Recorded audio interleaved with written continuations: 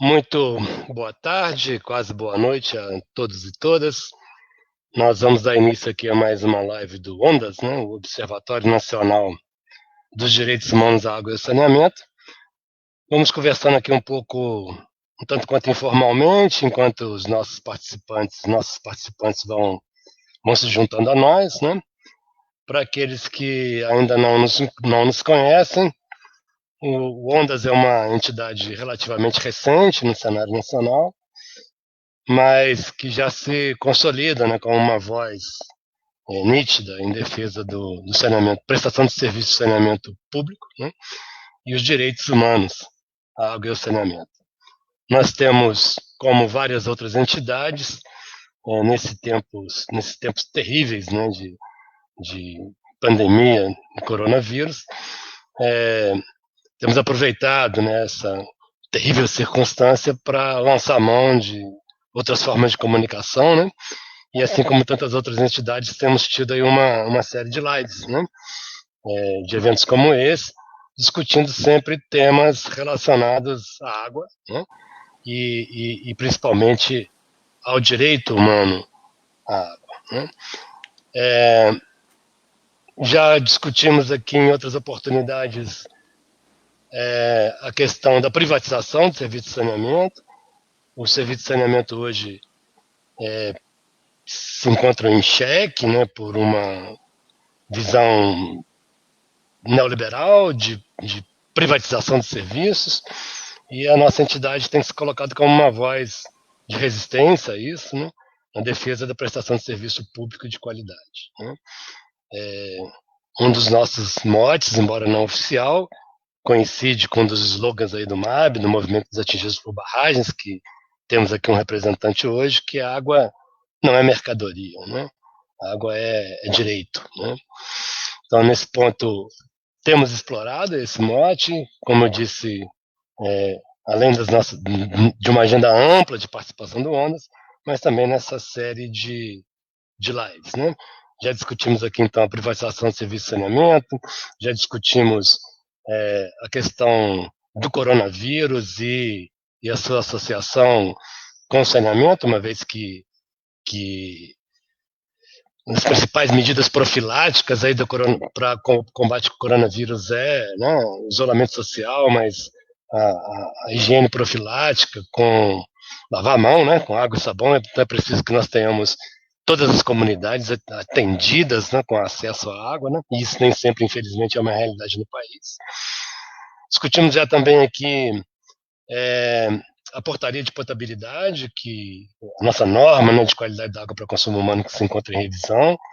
O Ondas teve uma participação ativa nesse processo, incluindo diversas emendas, né? Enfim, temos sido aí uma voz, uma trincheira de resistência à visão neoliberal da prestação de serviço de saneamento no país e também em defesa dos direitos humanos à água, né? O Ondas como eu disse, é uma entidade relativamente nova. Estamos caminhando para cerca de 2 anos de presença no país, mas já com uma repercussão bastante grande, né? Faço um convite, então, aos participantes e às participantes, aos colegas, companheiras, para que conheçam Ondas, acompanhem o Ondas, né? Apoiem a pauta do Ondas, preferencialmente se associem ao Ondas, né? Para que a gente possa reforçar aí as nossas trincheiras, né, para fazer essa disputa mesmo de narrativas, disputa política em torno dessa questão tão fundamental como é a água e o saneamento, né. Nós teremos aqui hoje a presença de pessoas bastante ativas aí, né, nessa questão que vamos discutir hoje. Vamos discutir hoje, então, a questão dos crimes ambientais decorrentes da mineração e os direitos humanos à água, né? Mas ainda vamos aqui, de uma forma bem sincera, enrolando aqui um pouco antes que, até que tenhamos, a gente está percebendo aqui que as pessoas estão chegando, estão se aproximando, né? Então nós vamos aqui com uma conversa bastante informal antes de darmos início oficialmente, né? A imagem parece que ainda não está disponível no YouTube, mas o áudio já está lá, né? Nós vamos entrar no YouTube daqui a pouco, né? Os nossos participantes podem se juntar a nós tanto pelo Facebook aí do Ondas quanto pelo YouTube, né? E agora sim parece que já estamos todos disponíveis aí, né? Visíveis e audíveis tanto no YouTube quanto no Facebook. E vamos dar início então oficialmente, né, ao nosso evento. Nós temos hoje, talvez um pouco diferentemente da maioria das outras lives aqui do Ondas, temos 3 participantes, né? É, daqui a pouco eu os apresento. Então nós teremos cerca de 1h30, né, de, de, de conversa aqui, né? Bom, nós somos o Ondas, Observatório Nacional dos Direitos Humanos à Água e ao Saneamento.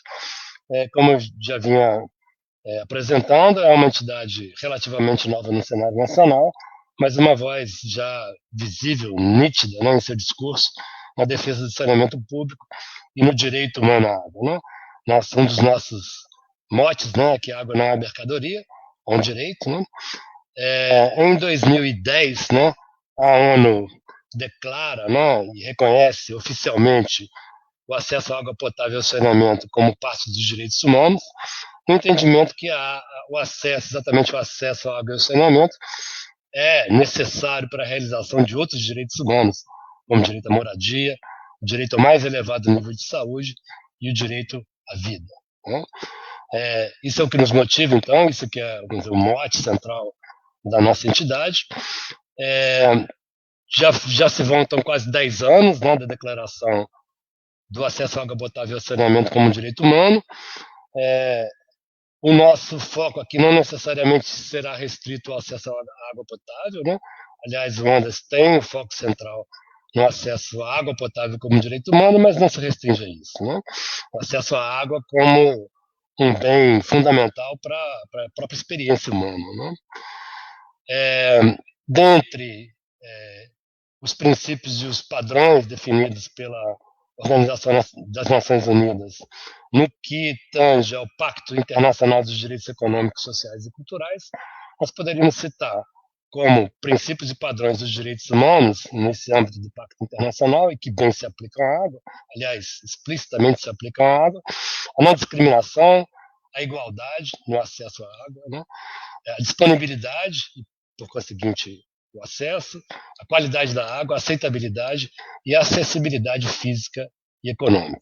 Esse é o pano de fundo, então, da nossa discussão, o direito humano do acesso à água, sob a ótica dos direitos humanos, e nós temos aqui hoje, para discutir esse tema que nós colocamos para o público, né, dos crimes ambientais da mineração, dos impactos sobre a água e, naturalmente, dos impactos sobre como isso interfere nos direitos humanos à água, né?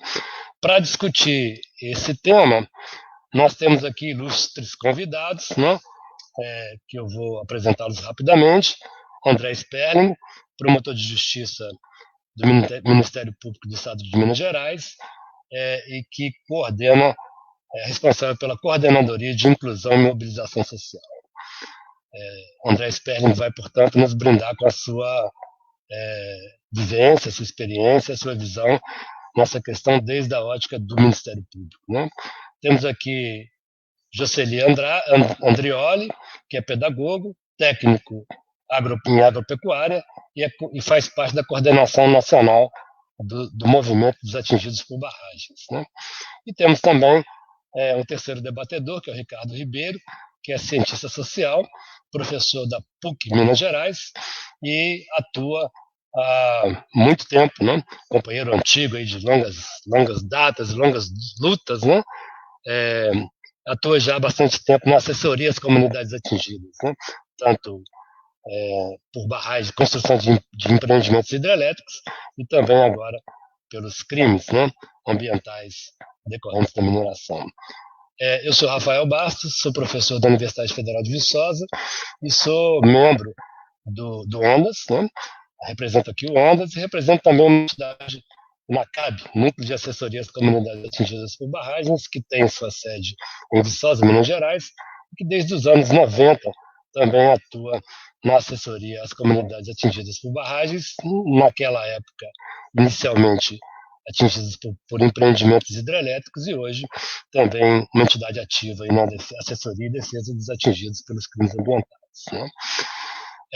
Nós temos aqui, então, representantes de um tripé. Né? Essa mesa foi montada com esse intuito, né? Um tripé que atua nesse processo que é litigioso, né? Entre as comunidades atingidas pelos crimes ambientais e a parte que é ré no processo, que são as empresas mineradoras. Né? Que tripé é esse? É o Ministério Público, né? Que é autor, né, da ação civil pública para a garantia do reparo integral dos danos, né, decorrentes dos crimes ambientais.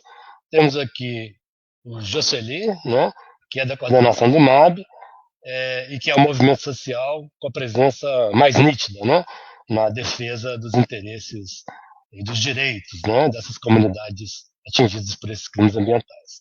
E temos o Ricardo Ribeiro, que não só representa aqui a academia, mas traz também uma visão de longa experiência de militante, de pessoa ativa aí na assessoria às comunidades atingidas. Né? Então, como isso funciona, né? Como esse imbróglio vai se desenrolando, né? Entre, de um lado, os atingidos, de outro lado, os autores do crime ambiental, né? E como funciona esse tripé, esse arranjo, né, vou chamar assim, entre Ministério Público, assessoria às comunidades atingidas e a inserção nesse arranjo do movimento social. Nosso primeiro apresentador aqui seria o André, mas me parece que ele teve aqui um problema de conexão, né? Voltou. Então eu pediria ao André que colocasse para nós aqui, para os nossos participantes, para nossas participantes, né, fizesse uma descrição geral, né, de como se dá, né, esse arranjo ao qual eu me referi, Ministério Público, comunidades atingidas, assessoria, a Vale, as instituições de justiça e também o judiciário em si, o juiz, enfim, explicasse para os nossos ouvintes aqui, para os nossos participantes, como esse imbróglio ele se desenvolve, né? E qual o papel e a atuação de diversos atores, lembrando, como pano de fundo da nossa discussão, os direitos humanos. Por favor, então, com a palavra, André. Boa tarde a todos, boa tarde, Rafael, boa tarde, Ricardo, boa tarde, Jocely. É um prazer estar essa tarde aqui com vocês, né? São todas pessoas, atores muito relevantes dentro desses processos que nós temos de enfrentamento à mineração, né? Aos crimes cometidos pela mineração, principalmente em Minas Gerais, mas a gente sabe que isso ocorre no Brasil inteiro, né? Então, é com muito prazer que a gente está aqui com vocês discutindo esse assunto. Bom, o que eu posso iniciar falando com vocês é que esse crime cometido em Brumadinho, agora, né, foi o segundo crime. Primeiro ocorreu no Rio Doce, né, e depois em Brumadinho, que a gente prefere falar sobre o Paraupeba, para a gente não estigmatizar as cidades, né, de Brumadinho e a cidade de Mariana, né? Então, preferimos utilizar a referência ao rio principal, né, a bacia principal que foi afetada. Nós tivemos esse primeiro evento, esse primeiro crime, que atingiu principalmente o Rio Doce, né, e transcorreu ao longo de toda a bacia do Rio Doce, e afetando inclusive o litoral do Espírito Santo. Foi um evento, e é um evento, uma experiência que não está sendo muito bem sucedida em termos de reparação dos danos, principalmente em relação às pessoas atingidas. Houve, naquele momento, até pelo ineditismo e a gravidade do que aconteceu, acho que as instituições de justiça, os movimentos sociais, enfim, todos os atores que costumam estar afeitos a esse tipo de assunto não estavam efetivamente preparados para um dano da magnitude que aconteceu, né? Então, depois de 5 anos, nós percebemos que poucos avanços ocorreram. E isso se deve principalmente a um acordo que foi feito logo no início do processo entre Vale, BHP e o Executivo Estadual e Federal, né? Esse acordo foi conhecido como TETAC, ou Acordão, o pessoal chama. Esse acordo previa a criação de uma fundação, chamada Fundação Renova. Essa Fundação Renova estaria encarregada de fazer todo o processo de reparação ao longo da bacia do Rio Doce. Ocorre que a Fundação Renova é controlada pela Vale e pela BHP, que são efetivamente, né, as controladoras da Samarco, que é a empresa, né, que é o local, vamos dizer assim, a empresa, a pessoa jurídica, que é responsável, em primeiro lugar, né, pelo rompimento da barragem de Fundão. Então, a Samarco tem 50% da Vale e 50% da BHP. Vale e BHP são concorrentes internacionais e esse era o único projeto que eles tinham em comum. E aí a gente vê que nesse projeto em comum, né, ocorre o maior desastre ambiental do Brasil, o que mostra que não é, né, uma questão apenas da Vale ou apenas da BHP. Na realidade, essa é uma forma de atuar da mineração, né, uma forma desleixada, despreocupada com as vidas, despreocupada com a segurança e preocupada única e exclusivamente com seus lucros, que são exorbitantes. Né? Então, aconteceu isso, né, e eu acho que isso é muito sintomático, porque a gente tem aí as duas das maiores empresas mundiais a respeito disso numa sociedade, e isso não impediu o maior desastre ambiental do mundo, né, em termos de mineração. E aí, essas duas empresas, através desse acordo, criaram a Fundação Renova, e a Fundação Renova ficou responsável para fazer os processos de reparação. Então, basicamente, foi entregue, né, ao criminoso a possibilidade de dizer quem são suas vítimas. Né? A Fundação Renova, que é controlada estatutariamente pela Vale e pela BHP, atua no território, né, colocando a lógica, colocando a vontade da Vale e da BHP sobre os atingidos. Existe um processo judicial que foi iniciado através de uma ação do Ministério Público Federal, mas a verdade é que quando esse processo entrou e começou, a Renova já estava em campo há mais de ano, né, com um orçamento bilionário, né, com mais de 2 bilhões de reais, fazendo o que queria em campo. E o que a gente fala que é fazendo o que queria em campo? É decidindo quem era atingido e quem não era atingido dentro de uma comunidade de pescadores, por exemplo. E aí essa comunidade se dividia, né? Aquela comunidade que era unida ficava com raiva do colega que recebia o auxílio emergencial, o outro não recebia. Então, a Vale, a BHP e a Fundação Renova atuaram dessa forma, dividindo os atingidos, impedindo que os atingidos tivessem uma união em torno da causa comum de todos eles, tá? Que foi principalmente o dano ao rio e a morte do modo de vida que eles tinham. Então isso está causando resultados e conflitos até hoje. Até hoje, a Vale e a BHP, através da Fundação Renova, operam em campo, tentando deslegitimar as demandas das pessoas que foram atingidas, tentando colocar as pessoas atingidas umas contra as outras, favorecendo alguns em decorrente de outros, em detrimento de outras, né? Legitimando determinados atores como interlocutores e negando outros, e aí cooptando esses atores para fazer um processo de negociação absolutamente injusto, né, e irresponsável.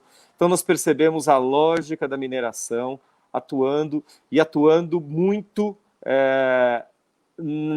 ao longo da bacia toda, impondo a sua lógica e impedindo um processo de reparação justo às pessoas que foram atingidas, que são milhares, né? A gente sabe que a gente calcula que são mais de 500 mil pessoas que tiveram a vida extremamente atingida por causa desse crime.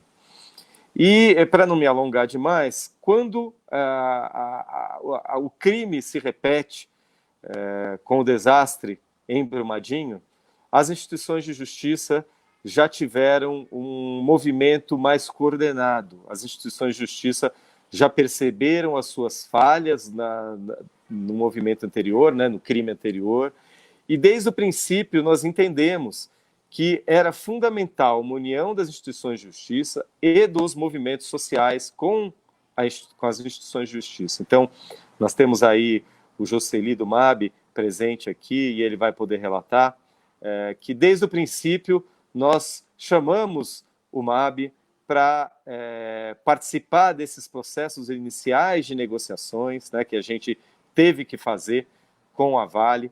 Nós ingressamos com uma ação muito rapidamente, né? Isso, assim, no dia seguinte do crime já havia ações ingressadas, né? Nessa ação conseguimos bloqueio de 10 bilhões de reais e depois nós partimos para uma outra lógica, uma lógica de enfrentamento judicial em relação à Vale e não uma tentativa de acordo com a Vale em relação ao processo como um todo. Então, o que está acontecendo hoje, né, em Mariana é que tudo que, no caso do Rio Doce, de Mariana, o que está acontecendo, na realidade, é tudo fruto de um acordo que foi feito, né? Primeiro entre a Vale e os governos estaduais, agora entre a Vale e o Ministério Público Federal e as outras instituições de justiça. Aqui, no caso de Brumadinho, nós temos alguns acordos pontuais que foram fechados para questões ambientais, mas o grosso do processo em termos de indenização segue na forma judicial, né? Então, desde o início, a gente teve a colaboração dos movimentos sociais, a gente quis fazer uma interlocução o melhor possível com os movimentos e com os atingidos, e partimos para um enfrentamento claro com a Vale. E esse enfrentamento claro com a Vale deu como resultado, logo no início do processo,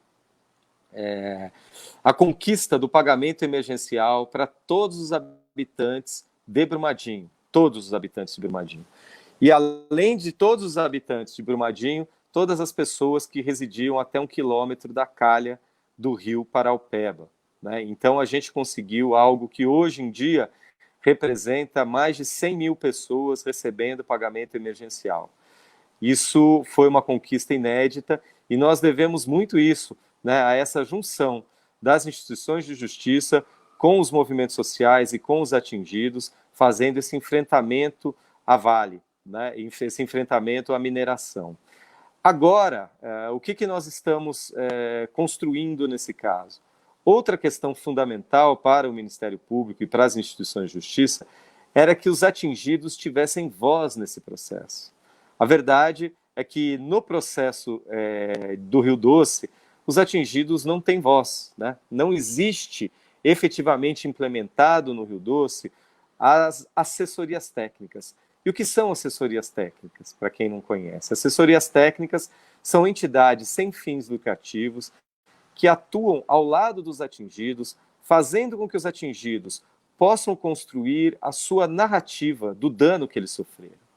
Passa por um processo de conscientização das pessoas também como atingidos, porque as pessoas são tão humildes muitas vezes, pessoas que infelizmente mal sabem ler, nem têm a noção do quanto eles são vítimas disso. Então passa por um processo de conscientização e passa por um processo de empoderamento, né, e de construção técnica de parâmetros que os atingidos querem para a sua reparação. Então, desde o início, no caso de Brumadinho, nós focamos para que a gente consiga essa conquista de assessorias técnicas para os atingidos. E tivemos, depois de uma longa batalha, com a Vale, evidentemente, refutando o máximo possível a presença Vou tentar colocar assim para ver se melhora. Tentando, com a Vale, ao máximo possível, refutar a presença das assessorias técnicas em campo, questionando, tentando influenciar no trabalho, impedindo elas de entrar em campo, como ela está fazendo com sucesso no Rio Doce, né? Ela e a BHP está fazendo com sucesso no Rio Doce. Nós tivemos aqui, na Justiça Estadual, uma vitória muito grande, que foi uma decisão judicial do meritíssimo juiz Dr. Elton Pupo Nogueira, da segunda vara da Fazenda Pública, que garantiu aos atingidos o direito à assessoria técnica. Essa derrota que ela sofreu judicialmente, semana retrasada, coisa de 2 semanas atrás, ela ingressou com recurso pedindo, né, a suspensão dos repasses financeiros para as assessorias técnicas, com o objetivo de impedir o trabalho, né, junto aos atingidos, com o objetivo de calar a voz dos atingidos nesse processo. Mas, mais uma vez, o Tribunal de Justiça de Minas Gerais deu uma resposta que a gente esperava, uma resposta que caminha no sentido da justiça, e não concedeu o efeito suspensivo que eles pleiteavam dessa decisão do juiz. O que significa o efeito suspensivo? Não concedeu à Vale, né, a suspensão da decisão do juiz que concedeu o direito de iniciar as assessorias técnicas em campo, o trabalho delas em campo.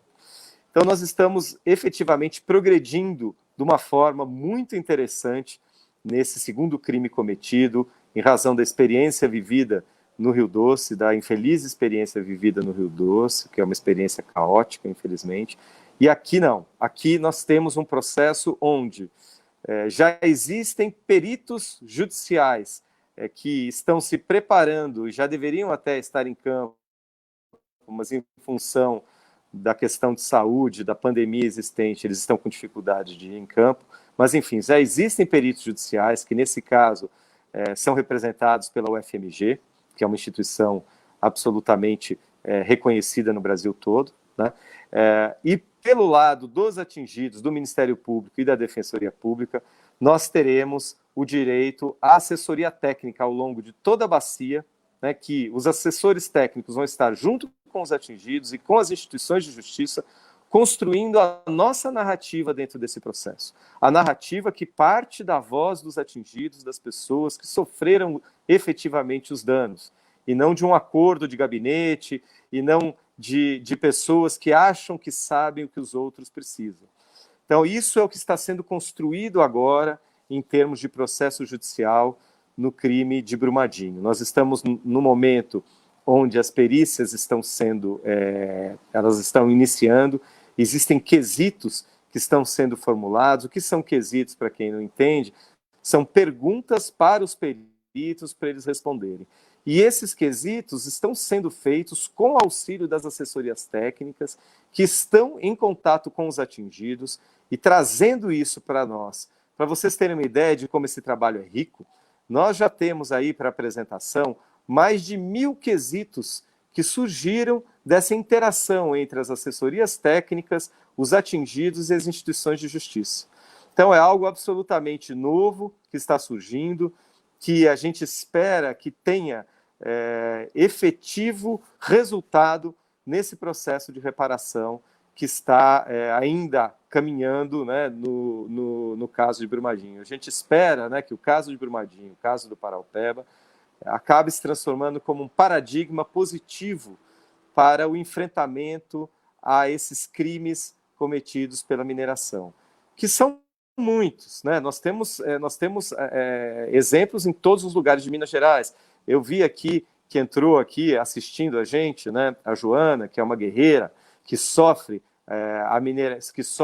muito nas mãos da Anglo América, que atua lá em Conceição do Mato Dentro, no projeto Minas Rio, uma empresa também que lá nós conseguimos também assessoria técnica para as pessoas atingidas, e lá eles tentam a todo momento desacreditar a assessoria técnica, tentaram a todo momento impedir que a assessoria técnica entre em campo, porque eles não querem dar voz às pessoas que sofrem, esse aproveitamento, no fundo, é um aproveitamento da água, né? Uma privatização da água, porque lá em Conceição do Mato Dentro, nós temos o desvio de um rio, né, praticamente, para que a água possa enviar o minério que tem ali na região para o litoral onde ele vai ser exportado. Tá? Então, acho que são essas minhas considerações iniciais, já falei bastante, vou dar espaço aí para os outros colegas poderem falar. Muito obrigado. Muito bom, André, muito obrigado. Eu acho que essa primeira fala dá aos nossos participantes aqui um panorama geral, né, de como esse imbróglio vai se desenrolando. E eu passaria então já, antes disso, deixa eu informar que infelizmente nós tivemos um problema no YouTube, né, então nós estamos de fato no ar só no Facebook, mas que o vídeo completo da nossa live será disponibilizado até amanhã no canal do Ondas, né, no YouTube. Bom, eu passo então agora a palavra para o Jocely Andrioli, que é da coordenação do MAB, né, do Movimentos Atingidos por Barragens. Maior prazer estar aqui com o Jossi, porque temos na CAB e MAB uma origem comum aqui na Zona da Mata de Minas Gerais, né? Quando lá nos anos 90 nós enfrentamos aqui um empreendimento hidrelétrico da Fiat, da Alpan, né, ali perto de Ponte Nova. Aquilo foi praticamente o nascedouro também do MAB aqui na região da Zona da Mata. Né? É um prazer estar com você, Jossi. O André mencionou aqui que, principalmente, né, lá em Mariana, os atingidos não têm voz, né, ativa no processo, que está se tentando estabelecer uma nova dinâmica agora no processo de Brumadinho, né? Mas ninguém melhor do que o movimento dos atingidos por barragens para falar da voz dos atingidos nesse processo. Jorge, por favor. Muito bem, boa noite a todos os internautas, boa noite André, boa noite Ricardo, Rafael. Para nós, o movimento atingir a água,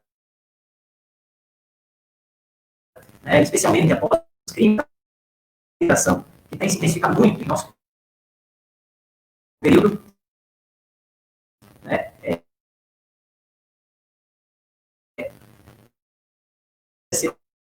em Mariana, e o que aconteceu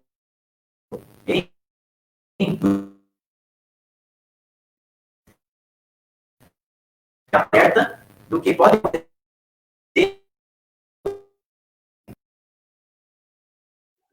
Parece que nós tivemos um problema aqui de conexão com o Jocely.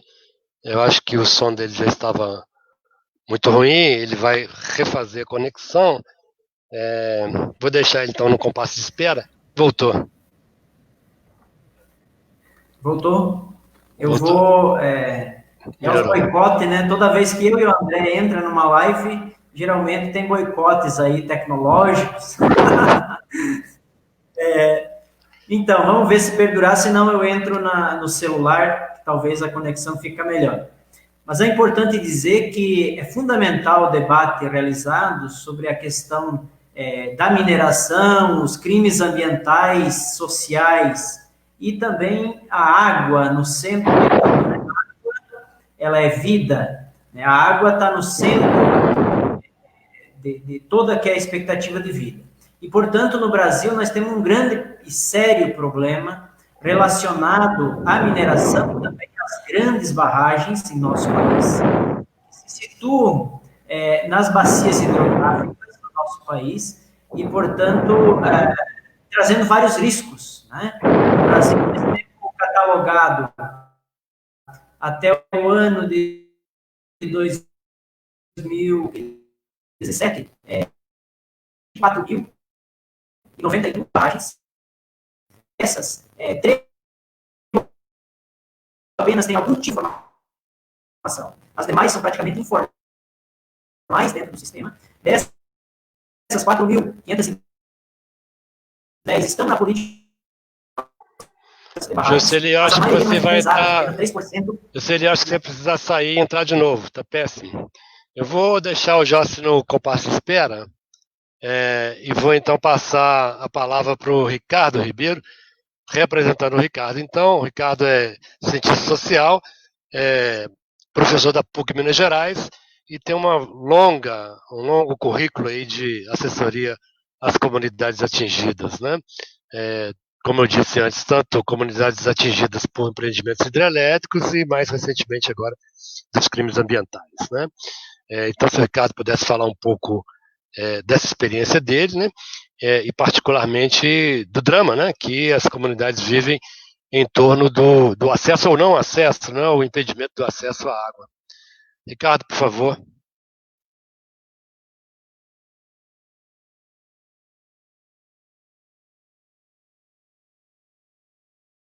Seu microfone está fechado, Ricardo. Boa noite, então, a Rafael, boa noite, André, boa noite ao Jusceli, que deve estar retornando, e a todos que estão acompanhando aqui. Agradeço o convite para participar dessa live. E gostaria de começar dizendo o seguinte: a história de Minas, ela marca essa relação entre mineração e água, né? Se você pegar as vilas, né, chamadas vilas, cidades históricas de Minas, quase todas elas, eu posso dizer, todas elas têm os seus chafarizes, né? Por que essas cidades têm chafarizes? Esses chafarizes, eles surgem, se tornam uma realidade nas vilas da mineração, nas vilas do ciclo do ouro, porque a própria extração do ouro sujava a água e impedia que aquele rio, aquele córrego próximo à cidade pudesse ser utilizado para o abastecimento daquela localidade. Então você tinha que buscar água longe e o chafariz se transformava nesse local, até um ponto de encontro, né? Onde a cidade ia buscar água, a vila naquele momento ia buscar água para o abastecimento doméstico. E quando a gente pega essa história, quer dizer, mostra o quanto o impacto da mineração sobre a água, que é algo fundamental para a nossa vida, né? A água é a própria é a nossa própria existência. Nós somos água, o planeta é água, né? Então, quando a gente pensa nesses termos e a gente entende os impactos que historicamente as barragens geram, não só em termos da mineração, mas também a construção de barragens para hidrelétrica, para o abastecimento urbano, etc., ele gera uma série de impactos. E as comunidades que vão viver esses impactos, elas, em geral, não percebem isso e não entendem isso como na sua integral complexidade. É algo novo, né? É como um raio que cai a primeira vez num terreno, né? Então ninguém sabe, ninguém viveu isso antes. E essa experiência ela é nova e a complexidade do que acontece ela só vai ser percebida ao longo do tempo. Tem um susto imediato, mas os danos que surgem vão surgindo ao longo do tempo. Então, quando a gente pega originalmente as empresas que construem hidrelétricas em Minas, anteriormente à legislação ambiental, elas negociavam apenas com os proprietários. Então, há um reconhecimento apenas patrimonial, né? Só quem é dono da terra, só quem é dono da casa, que era merecedor de algum tipo de negociação, de algum tipo de... É como se você restringisse a noção de atingido, que nem era uma noção naquele momento, à ideia de proprietário. A legislação ambiental avança nesse sentido e o movimento de atingidos, os vários movimentos ao longo da história que vão se construir com o movimento de atingidos por barragem, vão colocando essas questões. E aí você percebe, a primeira coisa que você percebe como problema é ainda esse aspecto patrimonial, a perda da terra, a perda da casa, a perda de determinados bens, né? Mas, um segundo momento, você começa a perceber o seguinte: bom, o fazendeiro ele tem uma fazenda e ele tem um patrimônio, etc. Mas ou o comerciante, que também tem um comércio, etc. E essas pessoas que trabalhavam para eles, que são obrigadas a sair das suas casas, ou que são arrastadas, ou perdem as suas casas, e vivem, né, ou perdem o espaço de trabalho, o local de trabalho. Então, a atividade econômica ela é um segundo impacto, né, para você considerar como os não proprietários eles também têm direitos, né, eles também são atingidos. E alarga um pouco mais esse conceito de atingido. Se falava muito antigamente, Jocely lembra disso, a ideia de atingido direto e atingido indireto, né? Então, a lama ou a água vem e cobre metade da comunidade, a outra metade não, né? Mas essa metade que está coberta pela água, né, é ali que está a escola, que está o posto de saúde, que está a igreja, etc. Não, mas você é só atingido indireto, né? Como assim? Quer dizer, metade da comunidade foi atingida só porque a minha casa não foi coberta pela lama ou não foi atingida pela água, você não é atingido. Então, há um terceiro elemento que eu diria importante para a gente refletir nesse aspecto, que é pensar o elemento comunitário, o elemento coletivo, né? Que a gente tem que considerar aí como ampliando a noção de atingido, né? Essa ideia de atingido indireto é uma ideia, uma falácia, né, que foi criada aí pelas empresas para reduzir, né, a sua necessidade de reparar danos. E uma quarta questão que eu colocaria é o aspecto que a gente poderia chamar do simbólico, né, do dano moral, que é uma série de outros elementos que tem a ligação sua com a água, a ligação sua com a sua história, com a sua identidade, com a sua vida, né? Com aquilo que você perde. Né? Você como dizia aquela propaganda antigamente, né? Não tem preço. Né? É aquilo que é a sua própria existência, a sua ligação com seus antepassados, com o seu modo de vida e assim por diante. Então, cada coisa dessa, quando as comunidades atingidas vão refletir e vão pensar sobre cada uma dessas questões, é difícil para elas imediatamente dar conta dessa complexidade, né? Porque nós temos vários aspectos, né? O material, que às vezes é o mais imediato, mais observável, né? As atividades produtivas, que às vezes extrapolam muito a beira, a margem do rio, né? As atividades produtivas, a cadeia produtiva, ela vai muito além da margem do rio. E aí você tem consequências, né? O caso lá do Paraopeba, que está sendo muito discutido, né? Da questão dos pescadores do Paraopeba, que efetivamente não tem como pescar mais, né? E aqueles que viviam, né, em Paraopeba, naquela região ali, Caetanópolis, etc., aquela região toda ali, da produção da minhoca para o pescador. Né? Ele é atingido direto, ele está perdendo atividade econômica. E assim a gente vai discutindo uma série de outros elementos. Já falei da questão dos elementos coletivos e desses aspectos simbólicos, etc. Esse é o papel das assessorias, discutir com as comunidades, né, discutir com cada família, com cada atingido, todos esses processos. Porque muitas vezes o próprio atingido nem se dá conta de que ele está sofrendo, que ele está adoecendo com este processo.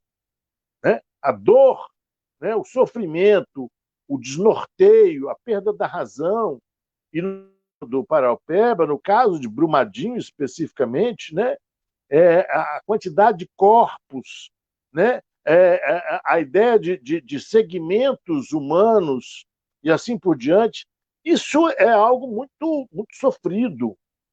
Né? Então, cada coisa dessa, o papel, a meu ver, da assessoria, o papel da própria universidade é contribuir para que as comunidades atingidas possam entender a complexidade, mas não entender, claro, mais do que sentir, é entender e entender isso como direitos a serem reparados. né? Entender isso como algo que precisa, que merece ser discutido, que merece, por parte das empresas, que isso seja pago tostão por tostão, né? Porque as pessoas, tanto no caso do Rio Doce como no caso do Paraopeba, várias pessoas saíram, né, apenas com a roupa do corpo, sem um documento, sem casa, sem móveis, sem carro, sem terra, enfim, sem tudo mais, né? E sem sua história, né? Suas fotos que contam a sua história, a história da sua família, sem os seus os cadernos, às vezes, das crianças, né? Eu tive em Bento Rodrigues e me lembro de achar na rua um caderno, aliás, um caderno de sociologia, todo jogado lá no meio da lama, que dá essa percepção. Quer dizer, eu perco até aquilo que é o mais cotidiano, mais imediato, né? Eu perco a minha roupa, eu perco meus móveis, eu perco tudo, né? Não só pelo aspecto material, mas pelo aspecto simbólico que isso tem. Então, fazer essa reflexão, né, é muito importante que as empresas paguem cada tostão, né? Assumam o ônus, né? É claro que nem tudo é dinheiro, nem as vidas humanas e tudo mais não é pago dessa forma, mas que ela perceba e que a gente atue no sentido de dizer, olha, não é possível, né? Não é possível mais que as empresas privatizem o lucro e socializem os prejuízos socioambientais desses crimes, como a gente está vendo.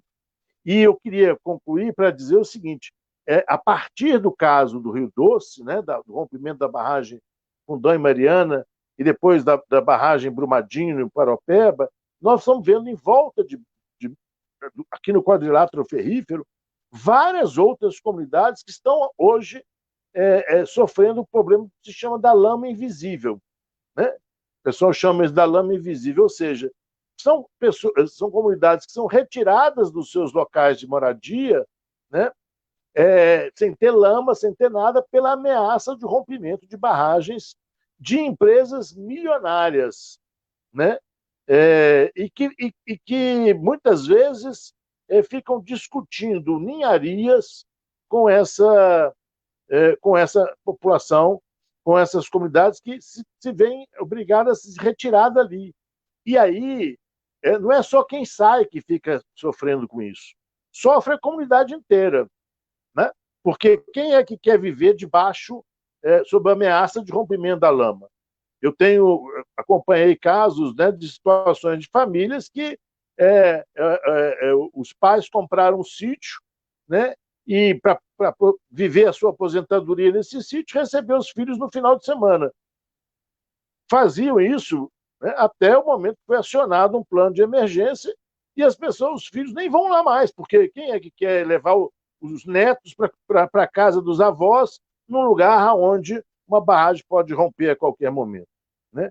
Então, nesses casos todos, acho que o André colocou muito bem, a conquista que é a presença das assessorias junto às comunidades e que tem uma história de organização que eu tenho certeza, através do MAB, que o Jocely vai falar logo em seguida.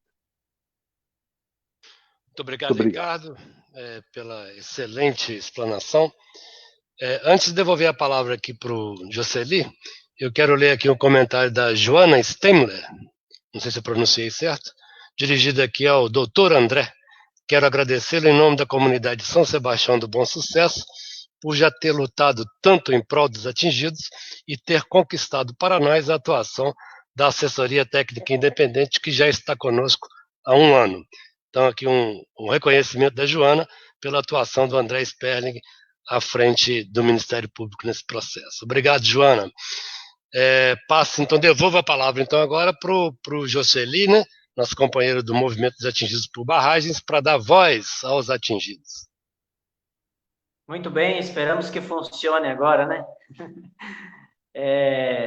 Em nome do MAB, do Movimentos Atingidos por Barragens, é um prazer poder estar aqui nesse debate.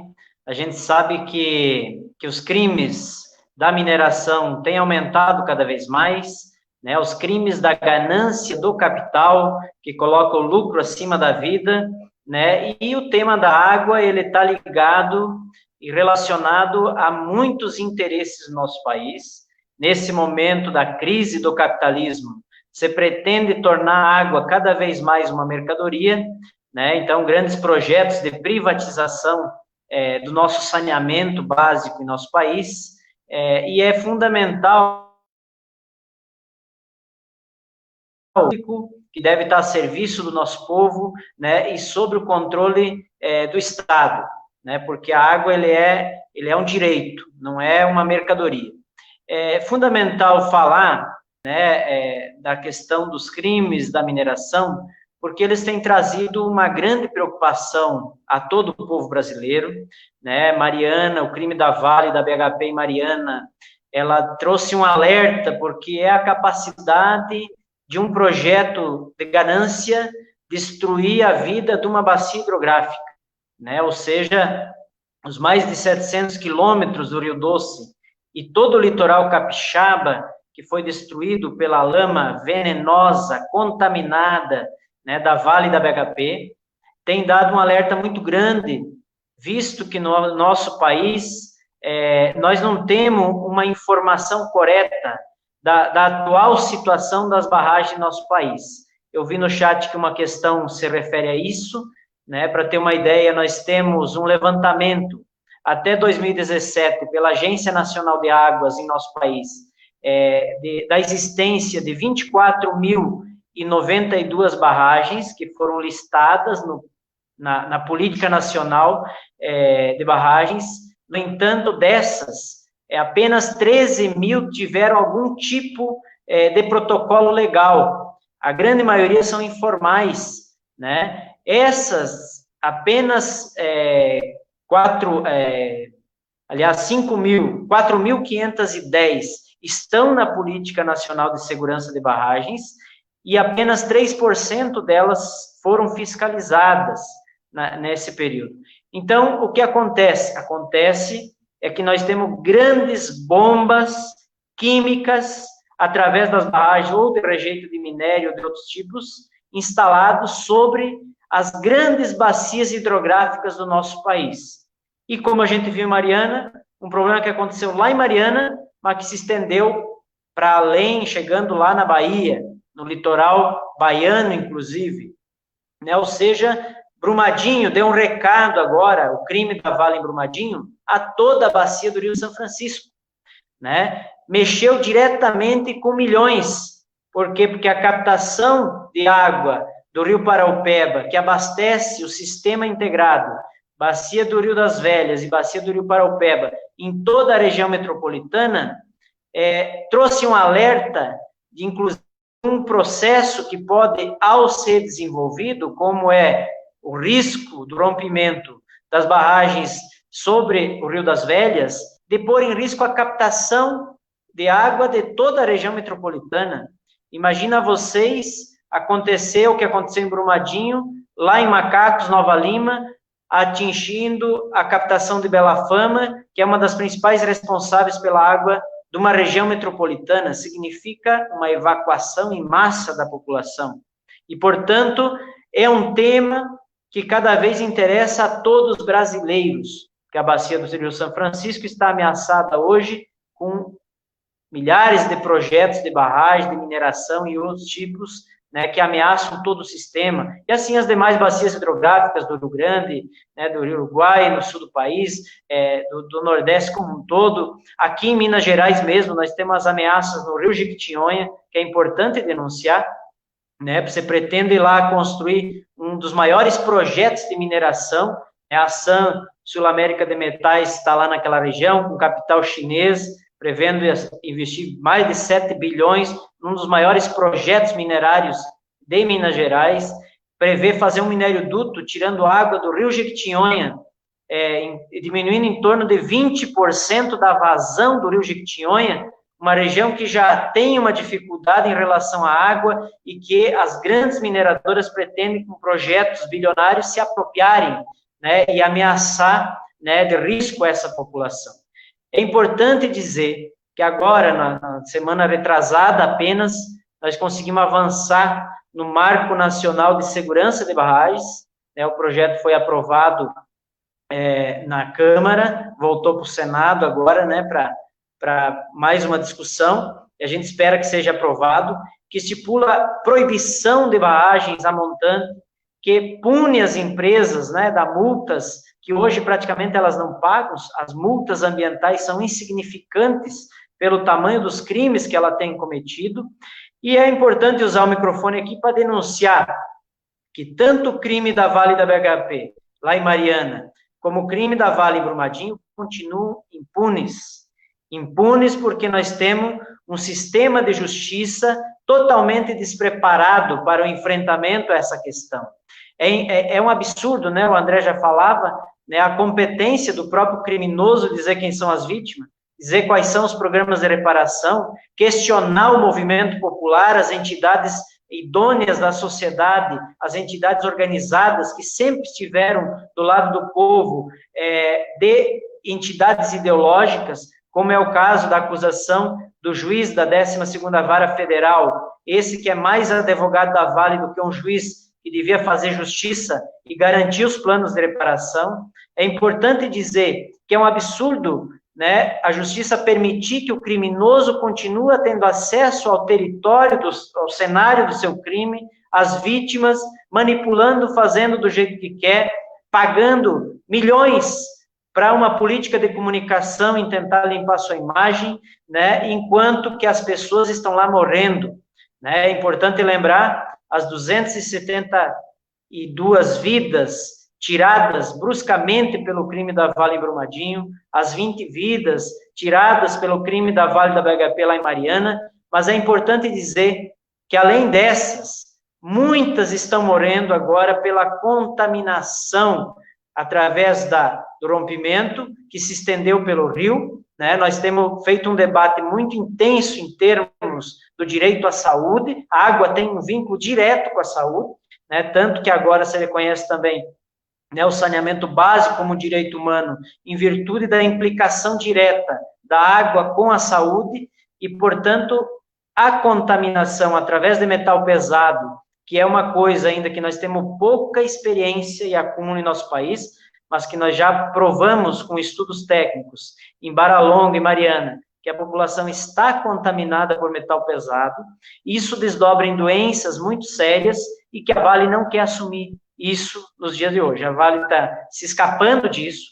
Na bacia do Rio Doce, a grande maioria dos territórios até hoje não tem assessoria técnica independente, já escolhida há mais de um ano pelos atingidos, né? Feito todo um trabalho, um esforço de gasto de energia, de organização, de debate, de acordos, inclusive protocolados pelo próprio juiz da 12ª Vara, e que não se cumpre. Por quê? Porque a Vale, com seu poder econômico, de manipulação, de cooptação, de chantagens, tem se usado disso para ficar impune do seu crime.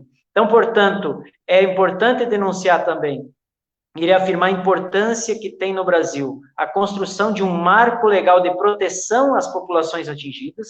O Estado brasileiro até hoje não diz o que é isso, né? Então, depende muito da situação de força local, né, do grau organizativo e de consciência local, e, portanto, as populações atingidas estão desprotegidas até hoje em nosso país. Aqui em Minas Gerais, a Assembleia Legislativa, desde Mariana, vem discutindo uma política apresentada, motivada, que nós participamos ativamente, para regulamentar uma política estadual de direito dos atingidos, até hoje não foi aprovada, né? Obviamente, pela influência que a Vale tem em estados minerários, como é o estado de Minas Gerais, né? A nível federal já aprovou também na Câmara Federal, portanto, está no Senado, de modo muito lento, essa política que vai garantir direito das populações atingidas, dizer isso que o Ricardo falou, quem são os atingidos, né? Não é a empresa que deve dizer isso, né? Não é o conceito de direto e indireto, porque todos aqueles que são prejudicados pelo rompimento de uma barragem ou pela construção de uma obra, eles devem ser reparados. Obviamente que as medidas de reparação são de formas diferentes, né? Mas eles devem ser incorporados no cadastro de atingidos, deve ter políticas claras de tratamento, de como resolver os problemas ocasionados no circuito produtivo, no circuito cultural, né? Ou seja, em toda a situação. Dizer também que no Rio Paraupeba nos preocupa muito a situação, por mais que nós já garantimos o direito à assessoria técnica, e nesse sentido foi muito mais rápido do que na bacia do Rio Doce, que até hoje não está garantido esse direito, né, na bacia toda e no litoral capixaba. No entanto, temos grandes desafios pela frente, porque a gente sabe e vê a Vale agindo no território, agindo e influenciando na justiça. Nós vimos uma ação judicial da juíza em Brumadinho, né, essa semana passada, proibindo as manifestações, estipulando multa, ou seja, criminalizando o processo da população que vem se organizando, que vem protestando, que vem reivindicando seus direitos, né? E a gente sabe que sem a pressão popular, sem o povo se mobilizar, é muito mais fácil da Vale manipular, né, nos corredores dos palácios, né, nos corredores, muitas vezes, do sistema judiciário, e os atingidos, né, desprotegidos, eles saiam em desvantagem. Então, portanto, para concluir essa primeira parte, dizer que nós do MAB não somos únicos, nós se articulamos no debate da água no Brasil e a nível internacional há muito tempo, porque sabemos a importância que esse bem tem em nossa sociedade. Hoje nós se articulamos a nível nacional com a plataforma operária e camponesa da água e da energia, temos participado ativamente, né, no cenário para não permitir a privatização, não permitir o sucateamento dos serviços públicos nesse setor, porque é um setor que tem a ver com a vida. A água tem a ver com a vida e, portanto, nós precisamos estar muito ativos na defesa da água como um direito humano e fazer se cumprir, né, tudo que implica isso a partir do entendimento que tem, né, esse bem estratégico para a humanidade.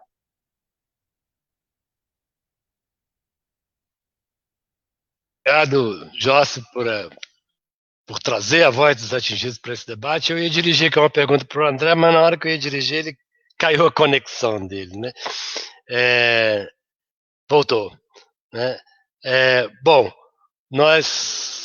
o Ricardo falou na primeira intervenção dele, né, que um dos papéis da assessoria técnica é levantar pormenorizadamente, né, ajudar no levantamento junto com as comunidades pormenorizadamente os danos, né, para que o criminoso faça o reparo integral, vou usar as palavras do Ricardo aqui, tostão por tostão, né? Esse é um papel, portanto, das assessorias técnicas independentes, né? E nós temos certeza que, com relação à questão da água, tem muita coisa ainda para ser descoberta, né? Quantas comunidades, não só as comunidades, como bem citou aqui o Jossi, sistemas de uma região metropolitana, que às vezes se vê ameaçada, e sistemas, né, que se encontravam em operação em cidades, né, ao longo de toda a bacia, mas também o pequeno proprietário, o pequeno agricultor, é o cidadão que tinha acesso, né, diretamente à água do rio, ou à água da sua cisterna, à água do seu poço, né, e água para dessedentação de animais, enfim. O levantamento deve ser a esse detalhe exatamente para mensurar, né, o acesso que passou a ser negado à água, ou seja, o acesso que passou a ser negado a um direito humano, né? E aí, como continuamos aqui na questão das assessorias técnicas, né, tem uma pergunta aqui de Dani Jorge, eu mexi aqui e perdi, mas já volto aqui, né? Que pergunta ao André, né, o que ele tem a dizer sobre as tentativas de criminalização, né, das assessorias técnicas independentes, né? Eu acho que ela deve estar se referindo, né, um pouco sobre a questão da questão do Rio Doce, né? E infelizmente, assim, aqui no caso do Paraupeba, não existe de uma forma tão grande isso, tá? Sempre existe, sim, por parte da Vale, uma tentativa de conectar as assessorias técnicas a eventuais movimentos sociais, né? E no Rio Doce essa conexão é feita de uma forma muito mais clara e muito mais evidente, né? Então, um dos discursos da mineração é justamente que as assessorias técnicas funcionam para angariar dinheiro para movimentos sociais. O que absolutamente não é verdade, né? Porque todo o dinheiro que é repassado para as assessorias técnicas, ele é repassado com auditorias, né? Então, as auditorias, que são auditorias, inclusive, determinadas pelos juízes, pelo Poder Judiciário, elas fiscalizam cada centavo que é gasto. E aí, se os atingidos, por um lado, não têm tostão por tostão o dinheiro deles de volta, né? Com certeza as assessorias técnicas são fiscalizadas tostão por tostão, né?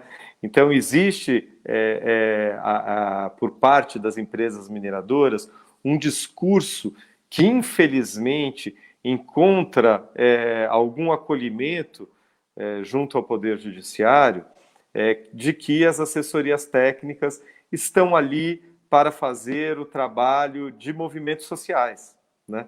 Então existe um discurso de que as assessorias técnicas estariam ali para fazer baderna, para fazer confusão, o que infelizmente tem sido uma tônica, né, nesse Brasil atual, a tônica de tentar atribuir aos movimentos sociais, né, coisas erradas, badernas, confusões e tudo mais.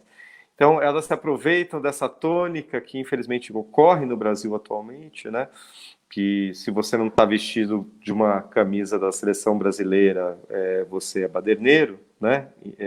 Então, isso, infelizmente, tem uma repercussão, né? E é um discurso que, às vezes, diante dessa demora do processo, veja como é perverso e maquiavélico o sistema, a forma de atuar da Vale e da BHP em campo no Rio Doce. Então, ao mesmo tempo em que elas fazem um trabalho muito eficiente no sentido de não deixar as assessorias técnicas entrar em campo, né? Nós temos 21 territórios no Rio Doce, só 3 deles têm assessoria técnica efetivamente implementada, né?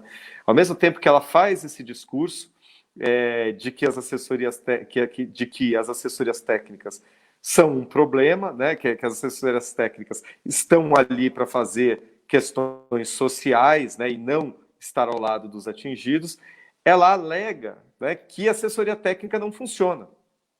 Então, assim, o problema que existe no Rio Doce e está dessa forma justamente porque não tem assessoria técnica.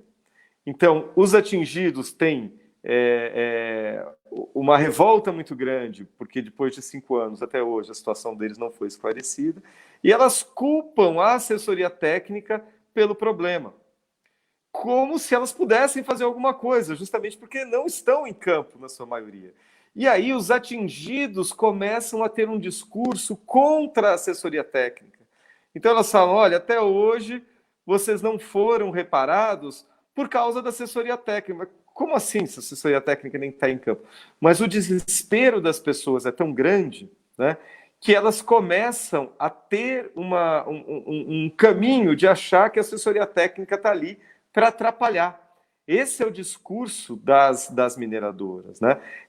Eu posso relatar também aqui, recentemente, inclusive, em uma pequena região de Brumadinho, há moradores que dizem que não querem assessoria técnica para mostrar para a Vale que eles querem negociar com a Vale. Então, veja bem, é clara a intervenção da Vale no sentido de que a assessoria técnica para eles é um problema, né? Então, eu queria deixar claro aqui para os atingidos de uma forma geral, né? Se é um problema para a Vale, é uma solução para os atingidos. É justamente o contrário, né? Se a Vale fala que não funciona, é porque está funcionando para os atingidos. É justamente o oposto, né? Então, esse discurso de criminalização das assessorias técnicas via movimentos sociais já é algo que a gente enfrenta há bastante tempo, né, é algo que, infelizmente, tem alguma repercussão, porque é uma estratégia das empresas claramente direcionadas nesse sentido. A gente vê isso também em Conceição do Mato Dentro, com a Anacabe trabalhando lá em Conceição do Mato Dentro, sendo que lá a Anglo American também oferece uma resistência tremenda à atuação da assessoria técnica, não repassa os dados que as assessorias técnicas, que a assessoria técnica lá precisa, as demandas, os ofícios que as assessorias técnicas mandam para a Anglo, ela não responde. Então, há claramente uma tentativa de desacreditar junto à população a assessoria técnica, em fazer com que esse movimento que tem crescido seja posto de lado e que elas continuem em campo falando e fazendo o discurso único, a narrativa única deles, né, que é eles dizerem quem é o atingido, quanto eles devem para o atingido, o que os atingidos têm que fazer.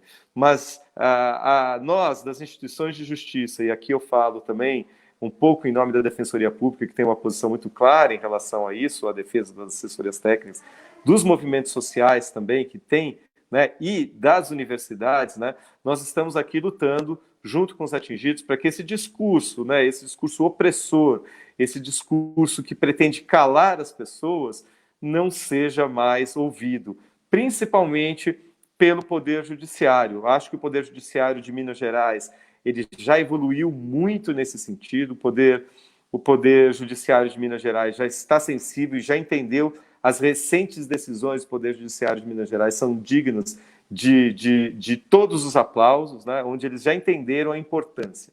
Infelizmente, a mineração está no Brasil todo, né, não está só em Minas Gerais, né, e Minas Gerais também, a Justiça Estadual de Minas Gerais não abarca todos os casos, né, tem casos que são da competência da Justiça Federal. E eu acho que em outros estados, né, em outras instâncias, esse discurso ainda cola um pouco, né, infelizmente ainda tem algum eco. Mas o tempo vai fazer, né, e a luta vai fazer com que ele caia por terra e que mostre que a assessoria técnica é um direito dos atingidos, assim como o movimento social é um direito em si das pessoas se organizarem e poderem falar o que pensam através dos movimentos sociais.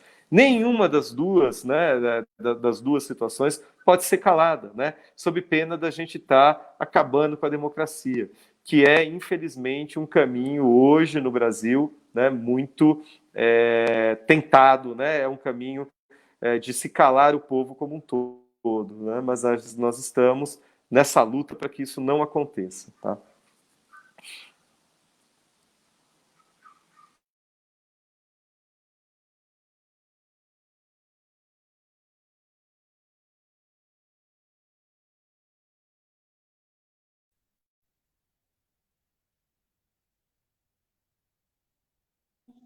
Rafael tem que. Seu microfone está desligado, galera. Desculpe. Queria só alertar aí os companheiros de mesa que nós temos aqui 1h13 já de live, né, de evento, e que o nosso pacto aqui para 1h30, né? E temos muitas perguntas aqui dos participantes, né? Eu vou dirigir uma pergunta agora do Márcio Andrade para o Ricardo, né? É uma pergunta tanto quanto aberta, né? Mas tenho certeza que o Ricardo saberá direcioná-la muito bem, né? A mineração faz estragos, afeta as comunidades e vidas, né? Na maioria das vezes as comunidades não são consultadas, informadas, e os prejuízos vão se acumulando com o tempo, né? A pergunta seria o que e como deve ser feito do ponto de vista jurídico-social, mas aí eu vou encaminhar social para o Ricardo, né? Para evitar a avalanche de problemas que trazem as mineradoras: água, bioma, territórios, conhecimento tradicional. Pergunta bastante ampla, né? Mas bem dirigido para um cientista social.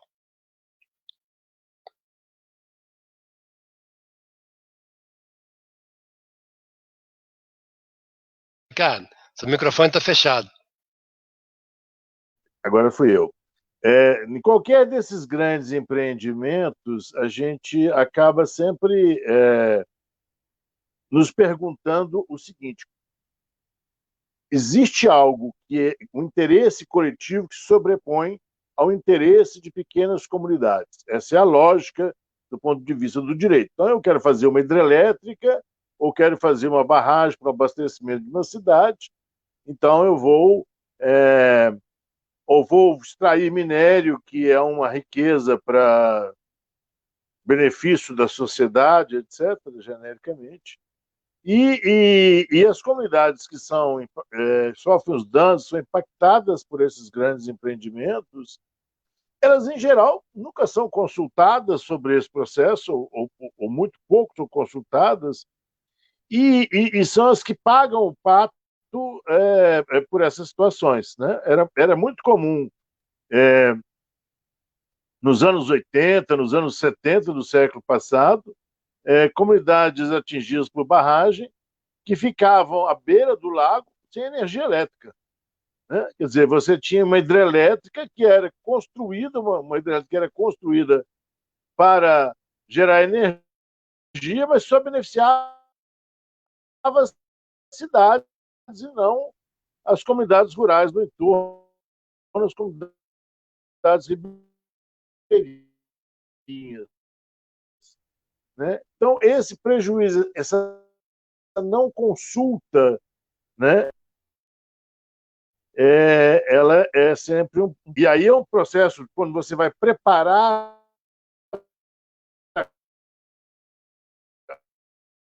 para um grande empreendimento, né, o mínimo que se espera é que esse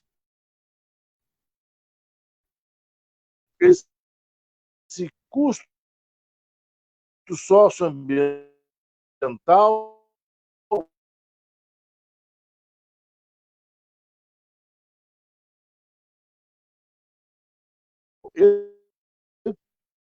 tem que ser minimamente. Nós estamos com problemas aí do som do Ricardo, né? A legislação prevê isso, né? Que ele seja minimamente contabilizado na produção geral do emprego. Nós estamos com um problema aqui no som do Ricardo. Eu vou passar para uma outra pergunta da Joana Stemler, que eu vou dirigir a pergunta para o Jocely. Né?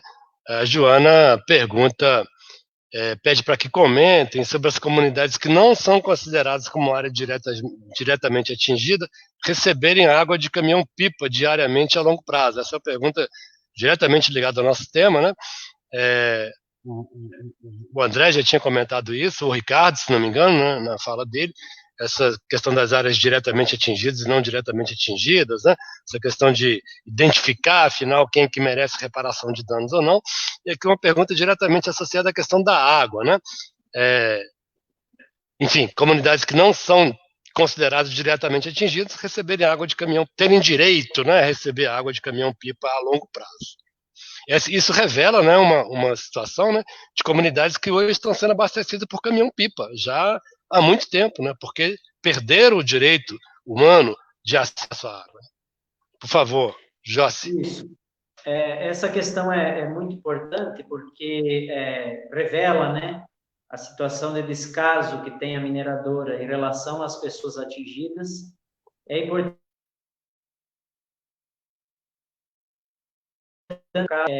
dessa senhora se trata desse local geográfico, mas aqui nós vamos ter uma situação que é o seguinte: como o reconhecimento ao pagamento emergencial se deu a uma distância de 1 quilômetro a cada lado do rio Paraupeba, né, então muita gente ainda não foi incluída, reconhecida como atingida. Né? Eu não sei se é bem esse caso, mas agora com o trabalho das assessorias em campo, um dos trabalhos vai ser a identificação dessas famílias, né, que estão de fora da faixa de 1 quilômetro, mas que são atingidas. A gente sabe que tem várias comunidades atingidas em toda a bacia do Rio Paraupeba. Né? A situação da água é uma situação que é crítica e vai ser crítica para muita gente.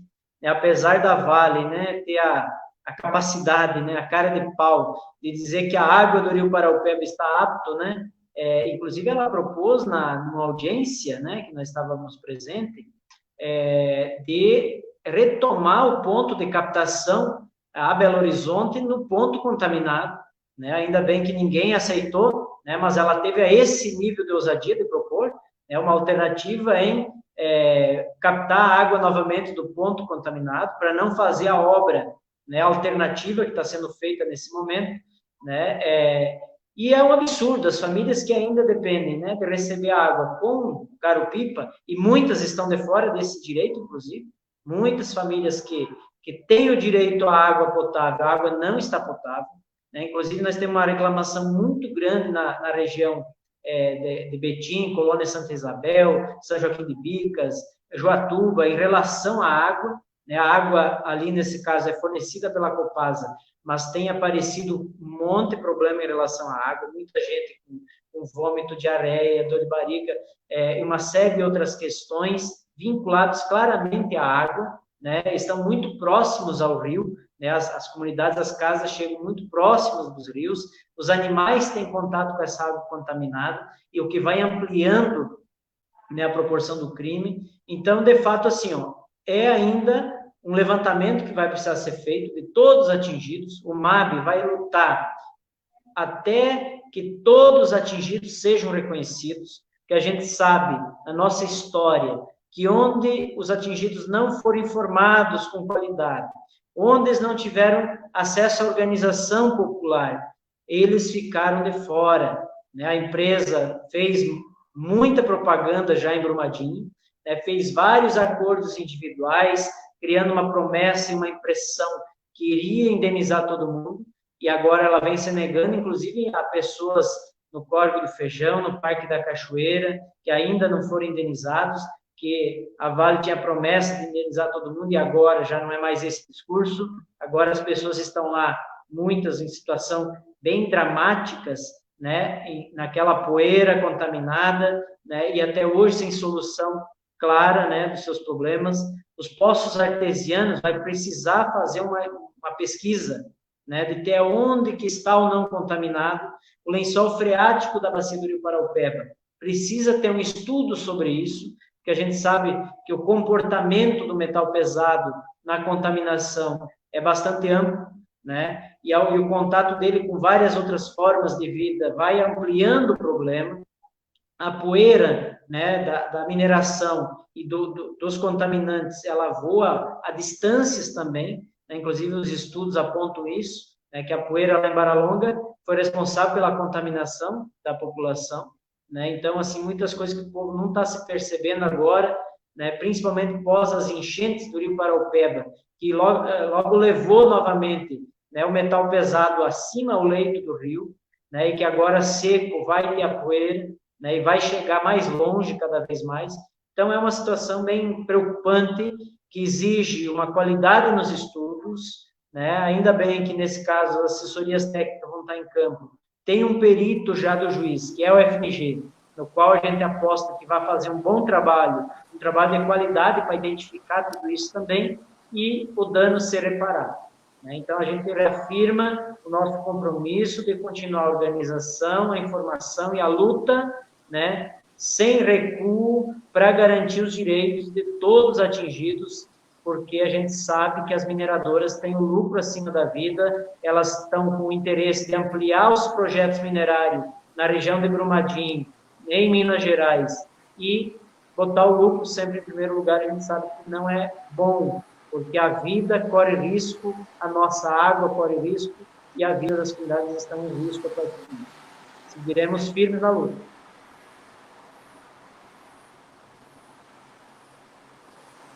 Seu microfone, Rafael. Desculpe.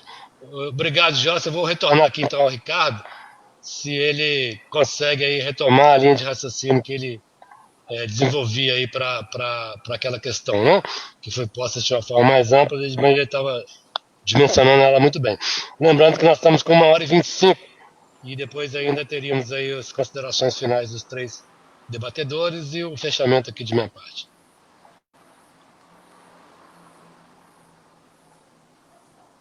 Eu vou deixar o debate seguir, que eu acho que é melhor para fluir com novas perguntas, se for o caso, ou a gente chegar no arremate das conclusões finais. Tudo bem, então nós já vamos então caminhando para o final do nosso evento. Estamos aí temos 5 minutos, né? Eu vou registrar aqui, são várias as contribuições, mas infelizmente, como sempre, não temos tempo para atender todos. Registrar aqui as participações de Naender, Vanessa, Aline, dentre outros e outras, né? E vou pedir então que a gente comece as considerações finais. Eu não sei se o Ricardo quer começar então, né? Já que teve um problema técnico, aproveitar enquanto ele está no ar, né? Depois passaríamos para o André e fecharíamos aí com o Joss, né? Pediria que sejamos breves, né? Temos 5 minutos e eu ainda preciso fazer algumas considerações ao final. Bom, eu queria agradecer o convite, dizer que o debate foi muito bom, né? A participação dos colegas foi muito rica, e dizer da questão dessa relação, que eu acho que é fundamental. Quer dizer, eu comecei a me interessar pelo tema das barragens, primeiro das hidrelétricas e depois das barragens de mineração, das barragens, quando eu morava numa cidade, no Vale de Jequitinhonha, e ela foi ameaçada pela construção de uma hidrelétrica, e ela até hoje não foi construída.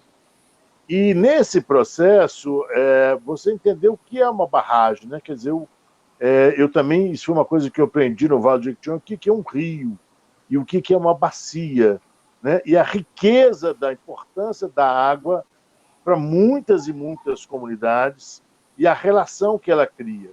Então, barrar um rio, impedir um rio de fluir, né? Tem um impacto enorme sobre a vida desse rio, né? Sobre os peixes, e junto com os peixes também os pescadores, pensar no que significa fluir a água do rio, né?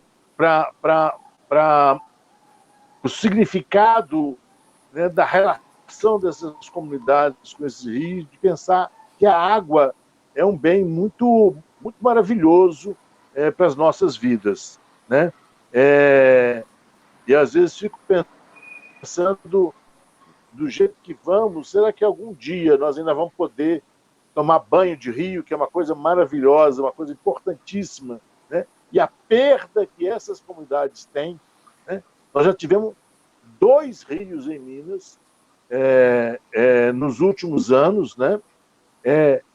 Completamente mortos por esses crimes ambientais, né? E com uma perspectiva de punição ainda pequena, né? É preciso que um rio é um bem muito maior, né? Muito maior do que a necessidade da gente vender minério de ferro por um preço bastante irrisório, né? Então, acho que a gente tem que fazer uma reflexão e pensar no significado dos rios, né?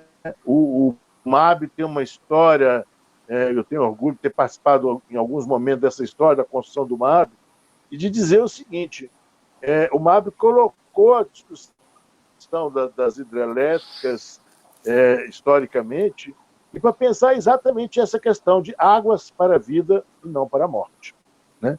Então, o que significa a gente repensar todos esses significados? Quer dizer, o rio, ele tem múltiplos usos, ele tem muitas possibilidades. Quem vai definir qual é a possibilidade que vai ser aquela que é predominante? Essa acho que é uma questão, né? O André falava do usar, isso é um crime, né? Muito obrigado, Rafael, obrigado a todos, foi muito bom estar com vocês e poder participar. Nós que agradecemos, Ricardo, prazer revê-lo enorme, companheiro de luta desde os inícios dos anos 90. Passo a palavra aqui agora para o André Sperling, nosso promotor de justiça no estado de Minas Gerais. Bom, eu gostaria de agradecer a todos pela presença. Eu achei o debate muito, muito importante, fundamental. Me coloco à disposição para outros e futuros debates, né? E dizer que nós precisamos continuar unidos, né? Eu acho que a união desses diversos atores é que vai fazer o efetivo enfrentamento, né? As pessoas atingidas, a sociedade, a universidade, os movimentos sociais, as ONGs. Então nós temos que estar juntos nessa luta e as instituições de justiça também precisam estar juntos nessa luta. É essa mensagem porque que eu passo, porque os poderes que estão por trás dessa coisa bilionária que é a mineração são muito fortes. Então, se a sociedade não se unir, todos os atores estiverem unidos, é muito difícil fazer um enfrentamento. Então, o que eu prego é isso, é união e enfrentamento à mineração. Obrigado, André. Somos todos testemunhas do indispensável trabalho que o Ministério Público de Minas Gerais vem fazendo nesse enfrentamento. Ricardo, antes de passar a palavra aqui para o Jossi, registrar aqui, não sei se você viu, aqui um registro aqui no Facebook da Aline, dizendo que ouviu referências muito boas de você lá de onde ela fala, que eu não consegui registrar exatamente de onde, né? Tá aí, da região do Jequitinhonha. Vários companheiros falaram de você, gratidão. Gratidão, Ricardo. Obrigado, agradeço a todos. Passar a palavra então agora para o Jossi, para rapidamente fazer as suas considerações finais em nome do MAB, Movimentos Atingidos por Barragens. Muito bem, eu vi também que tinha eu acho que o Felipe escreveu ali, a barragem prevista para a mineração lá da San Metais, lá no Jequitinhonha, 104 vezes o tamanho da barragem de Brumadinho. Então, para ver a monstruosidade que está planejada no Jequitinhonha, várias pessoas participando aí do Jequitinhonha, né? Um abraço a essa população, 99 vezes o volume, né, de rejeitos de Brumadinho. Então, é um absurdo, nós temos que criar cada vez mais uma articulação mais forte entre todas as bacias hidrográficas, entre todos os ribeirinhos, entre todos os atingidos, porque é o número de pessoas organizadas e conscientes que alcançarão mais rápido o objetivo de ter justiça em relação aos crimes já cometidos, de poder, com eficácia, impedir que novos crimes venham a acontecer, né, e poder proteger o nosso patrimônio, que é muito importante, são os rios, que são a água, que é a vida do nosso povo. Então, um forte abraço, parabéns aí à organização, né, do Ondas, e um abraço para o André Sperry, para o Ricardo, Rafael, estamos juntos na luta. Muito obrigado, Jossi. Mais um registro aqui no Facebook do Jonathan, dizendo que é um prazer ouvir a riqueza do depoimento do Ricardo, né? Uma riqueza do tamanho da barba dele, né? Bom, pessoal, vamos chegando aqui ao final do nosso evento. Um prazer enorme, agradecimentos sinceros ao André, ao Jossi e ao Ricardo por trazer esses depoimentos valiosos, né, de suas próprias experiências, desse estímulo para que continuemos nesse enfrentamento a esses crimes que não tem paralelo na história do país e talvez não tenham paralelo no próprio cenário internacional, né, em termos de impacto ambiental e de ameaças a vidas humanas, né? Quantas pessoas que foram ameaçadas que foram atingidas não só o tal de direto e indireto, mas quantas pessoas hoje vivem o drama de não saber se a água que está ali fisicamente acessível se é segura para consumo humano, né? Quantas pessoas tiveram esse acesso interrompido abruptamente e que hoje são atendidas por caminhão-pipa, né? Enfim, é uma insegurança não só física, ameaça à saúde, mas também uma insegurança psicológica, né? E é esse enfrentamento que nós temos que fazer, devolver essas pessoas não só a reparação, né, do acesso, de reintegrar o acesso à água como direito humano, mas a reparação, como tem sido o mote desse enfrentamento, a reparação integral dos danos, né?